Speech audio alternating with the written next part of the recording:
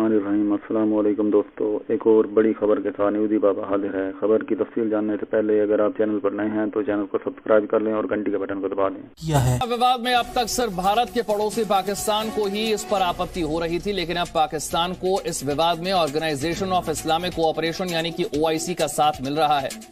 OIC को लगता है कि भारत में मुस्लिमों के हितों की रक्षा नहीं हो रही, खासकर महिलाओं के हितों। देश में उठे हिजाब विवाद पर जो पाकिस्तान अब अकेले चिल्ला रहा था, उसे एक नया साथी मिल गया है।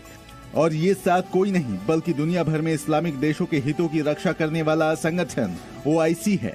जी हाँ, हिजाब मुद्दे पर ऑर्गेनाइजेशन ऑफ इस्लामिक कोऑपरेशन यानी OIC ने अपनी तीखी प्रतिक्रिया दी है। इस्लामिक सहयोग संगठन के महासचिव ने हरिद्वार धर्म संसद में नरसंहार की बातें, सोशल मीडिया पर मुस्लिम महिलाओं को लेकर लगी बोली और कर्नाटक में उठे हिजाब विवाद पर ट्वीट किया। OIC के महासचिव ने संयुक्त राष्ट्र और मानवाधिकार परिषद समेत कई अंतर्राष्ट्रीय समुदायों से इस मामले में दखल देने की अपील की। OIC के महासचिव का ये ट्वीट ठीक उस समय आया जब पाकिस्तान में हिजाब विवाद को लेकर विरोध प्रदर्शन हो रहे हैं।